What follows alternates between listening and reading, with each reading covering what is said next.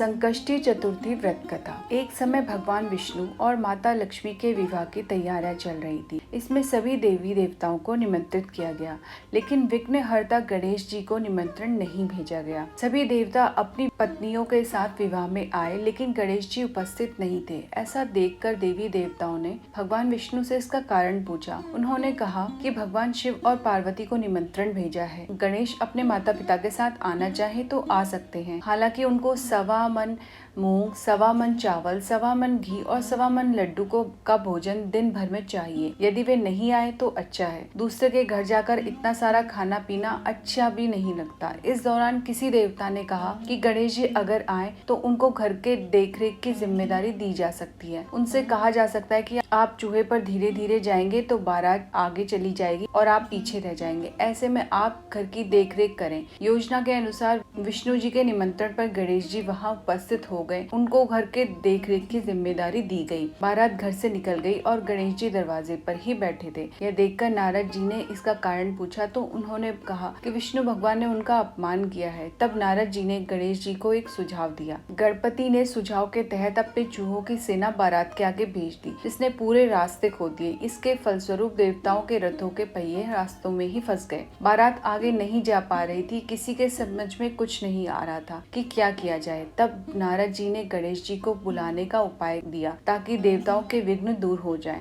भगवान शिव के आदेश पर नंदी गजानन को लेकर आए। देवताओं ने गणेश जी का पूजन किया। तब जाकर रथ के पहिए गड्ढों से निकल तो गए, लेकिन कई पहिए टूट गए थे। उस समय पास में ही एक लोहार काम कर रहा था। उसे बुलाया गया। उसने अपना काम शुरू करने से पहले गणेश जी का मन ही मन स्मरण किया और देखते ही देखते सभी रथों के पहियों को ठीक कर दिया। उसने देवताओं से कहा कि लगता है कि आप सभी ने शुभ कार्य प्रारंभ करने से पहले विघ्नहर्ता गणेश जी की पूजा नहीं की। तभी ऐसा संकट आया है। आप सब गणेश जी का ध्यान कर आगे जाएं, आपके सारे काम हो जाएंगे। देवताओं ने गणेश जी की जय जयकार की और बारात अपने गंतव्य तक सकुशल पहुंच गई। भगवान विष्णु और माता लक्ष्मी का विवाह संपन्न हो गया। दूसरी कथा।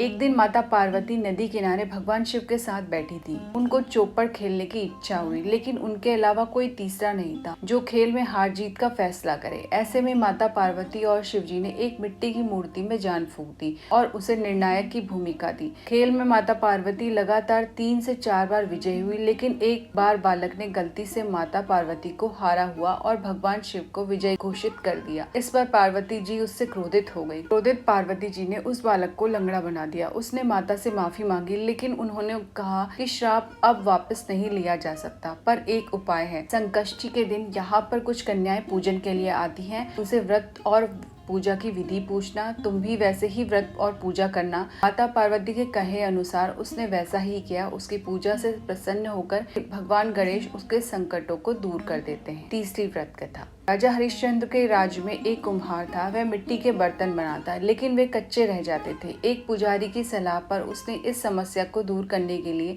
एक छोटे बालक को मिट्टी के बर्तनों के साथ आटा में डाल दिया। उस दिन संकष्टी चतुर्थी का दिन था। उस बच्चे की माँ अपने बेटे के लिए परेशान थी। उसने गणेश जी से बेटे की कुशलता की प्रार्थना की। दूसरे दिन जब कुम्हार ने सुबह उठकर देखा तो आवा में उसके बर्तन तो पक गए थे, लेकिन बच्चों का बाल भी बाका नहीं हुआ था। वह डर गया और राजा के दरबार जाकर सारी घटना बताई। इसके बाद राजा ने उस बच्चे और उसकी माँ को बुलवाया तो माँ ने सभी तरह के विघ्न को दूर करने वाले संकष्टी चतुर्थी का वर्णन किया। इस घटना के बाद से महिलाएं संतान और परिवार के सौभाग्य के लिए सकट चौथ का व्रत करने लगी।